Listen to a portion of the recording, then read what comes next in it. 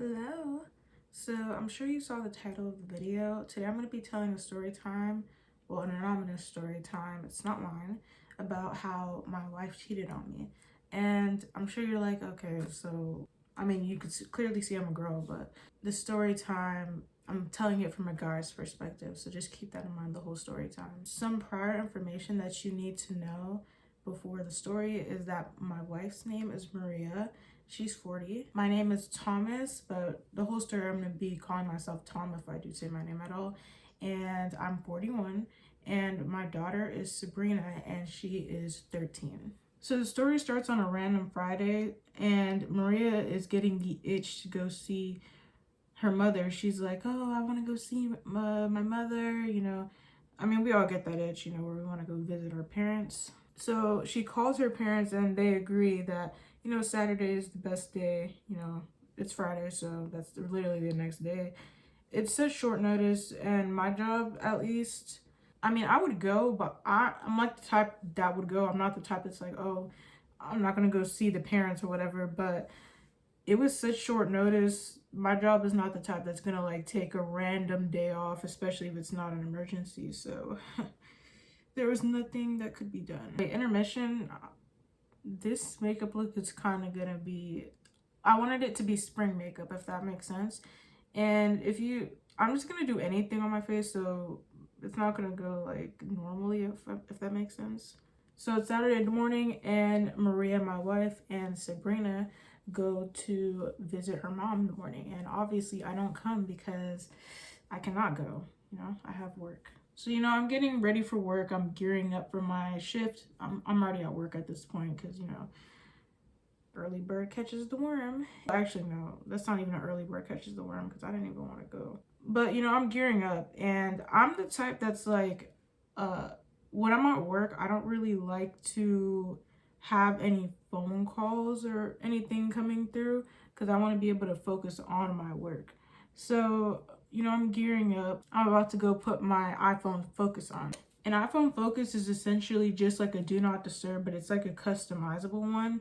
I customized mine to be able to because do not disturb wasn't enough for me. So I customized it completely, and I just put on a focus specifically for work. Anyways, I open up my phone and I see there's a bunch of texts from Sabrina and just random numbers in general. And my heart's racing because I'm like, what the heck? I mean, whose heart wouldn't race when they see like a bunch of random people, calling their phone at once? I was about to have a heart attack. So I'm scrolling through all these messages when I learned that Sabrina had gone ice skating and she had broken her wrist in the process, which confused me because I'm like, why is she even, maybe like her mom just didn't want to tell me that she was gonna go ice skating. Like, Maria, what the heck? And I was confused because why were they even ice skating, I'm like, where's my wife and all this? Because not a single text I'm looking at, my bad, I'm so sorry. Not a single text I'm looking in, Maria is not in any one of these texts. So I'm like confused how they even got separated in the first place. Like, that is your child, ma'am.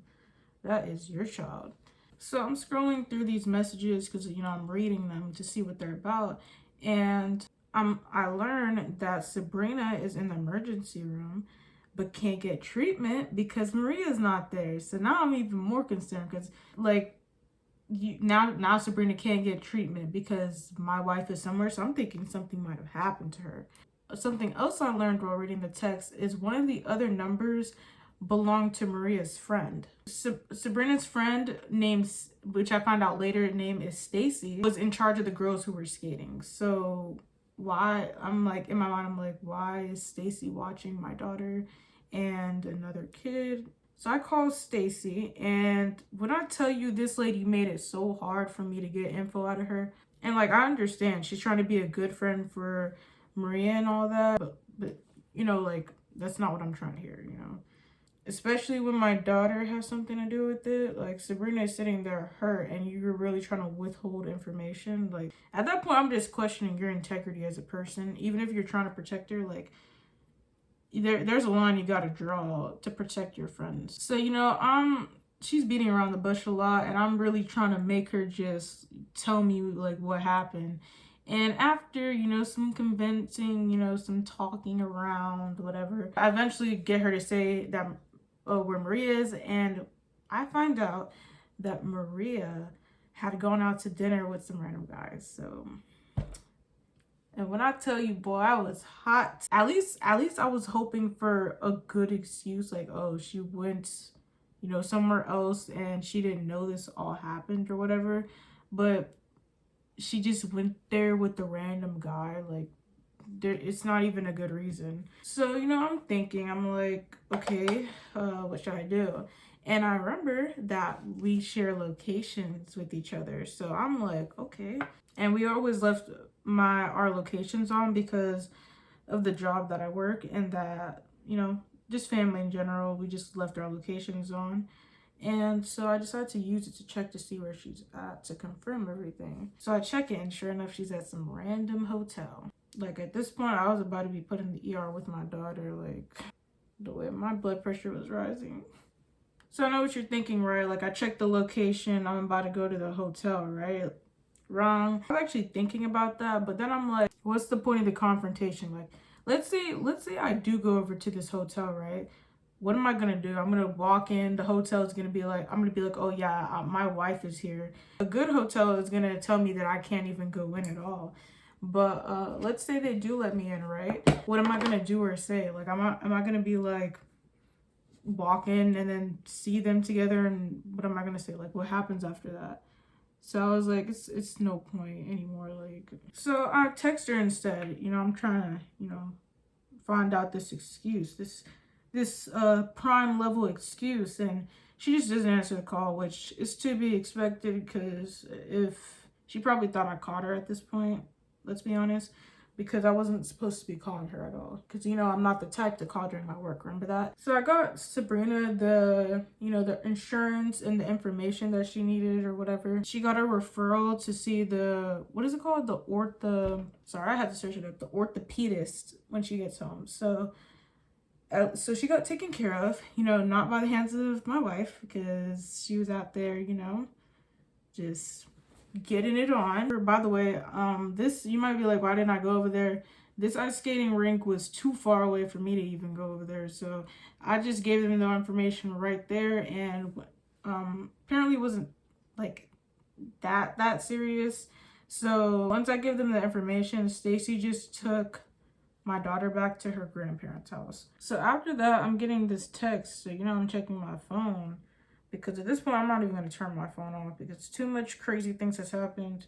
I got to make sure I can be there for my daughter when she needs me, since, Maria doesn't want to be there for my daughter. So I get a phone text. So I'm checking, because, making sure it's not an emergency anymore or anything. And I see that Maria has finally texted me, and I'm like, okay. So, I'm checking my phone, because I'm ready to see whatever excuse she has up her tail. And she goes, I'm sorry you had to find out about it this way. I guess right then and there, she just felt like the whole truth should come out. So I thought it would just be only this instance where she cheated. But apparently not. And this has been going on for quite a while, clearly. And she said she did it every time she wanted to go to her mom's house. Meanwhile, I'm over here working day and night so that we can, be well supported, so we could retire early, so that we could have a good vacation or whatever. Yeah, so she's just out there cheating. I'm out here doing that. I'm trying to send our daughter to the most expensive, colleges and schools or whatever, and she's cheating. So, fast forward later, obviously she doesn't come home. She's too embarrassed for that. So I call a lawyer, because obviously I'm not about to be married to a cheater. He gives me all the advice that I need, and he's like, okay, do the basics, So I remove all my credit cards, so she's not an authorized user anymore. I put 2-factor authorization on other stuff. So I'm looking for more evidence. So I decided to comb through some phone bills, and through there I found out that she has accounts on Tinder and Bumble. So, I don't even have anything to say at that point. Like, I'm speechless, because it's like, how long has this been going on? So once I found that out, I'm just assuming this cheating has been going on for a very long time. I'm disappointed. I'm angry that this has been happening for that long. I don't know if that even looks good. So later I call Sabrina and I start talking to her about like what even happened. And apparently this whole grandma's trip, like they briefly visited, but it's not like they stayed there for that long. It wasn't like a, oh, let me come and stay for like a couple hours. It was like more of like a, let me stay for like 30 minutes and then, I gotta go get my groove on. You're not gonna interrupt all that. I don't even want to know what she was doing all these other times. Anyway, so after we talked, Sabrina got pretty mad at when she found out the information. So I guess she wasn't too happy with her mom. That's basically what came out of it. So, time skip again. I have more time for myself. It's time for Sabrina and Maria to come back because Sabrina needs to come back home because this is the home, she needs to come back. And she has no business being where she was anymore. And Maria has come back because obviously she needs to get her stuff. I'm not letting her stay. She comes in and, just like expected, she starts with the, oh, I didn't mean to, and whatever. By the way, she was a stay-at-home wife. She didn't have to work or whatever. I was the only one working in the family. We made a plan where we could easily retire early. But she didn't want to stay faithful, I guess. I guess that was too hard to ask for. And she cheated. So now, so much for this retirement plan. She's like, oh, I didn't mean to do it. Like, please forgive me. Instead of entertaining her, I go ahead and tell her that I'm recording just right off the rip. I'm like, I'm recording, by the way. So she kind of made like a shocked face. Like she didn't think I would be recording, but like, girl, what she thought this was. And by the way, I thought I was going to be a lot madder seeing her in person, but I don't know. I wasn't really that mad seeing her in person. I felt like numb, if that makes sense. So it wasn't like I didn't have this like huge grandiose reaction. But yeah, I tell her that like I'm more numb than anything because she's over here thinking I'm mad. Like I'm not gonna let her have that. I also tell her that I was more upset that she got our daughter in the crossfire of her nonsense. Okay, I'm sorry, but I had to do my eyeliner really quickly because I had to focus for that. But yeah, I was more mad that our child got in the crossfire and that she was, she put our child at risk to get laid. And when I found that out, ooh, I was so hot, boy. And it was pretty shocking. Like, you really are gonna put a child at risk just to get laid? Is crazy. So, after hearing that, my whole little spiel, her whole tone changes and she's like, remember the time that which, I was expecting that, the typical manipulator tactic where they always go with that, remember the time that to make the person remember and, just feel bad and maybe want to come back because all the memories are so good. So after I let her go on about her, remember when we whatever talk, I cut her off and I tell her that I couldn't even trust any of those moments that she did that because she could have been cheating on me. She could have been texting someone, even if it was something mundane. Like, let's say us as a family went out to go get ice cream. She could have been, hello? So as I was saying, I was rudely interrupted. She could have been cheating on me, just getting ice cream or whatever. So it didn't even feel like these manipulation tactics were working on me anymore. Sorry, I have to keep my voice down. It's pretty late. It's like 3 a.m. No, it's like 4 now. It's a classic manipulator. When that didn't work, she went to the next. She was like, oh, I just felt so lonely because you were at home. You weren't at home and you were just working all the time. The typical lie. Like, what does a person working all the time have to do with cheating? Like, if you felt that way, you could have just came up to me and told me that. Instead, you decided to go cheat. So I started getting mad because I didn't even want to hear all that. I'm not trying to hear that at all. And I told her how we made a whole deal that I would have to work a lot and I wouldn't be able to, spend as much family time together if we wanted to retire early, which was a good trade-off that we both agreed on.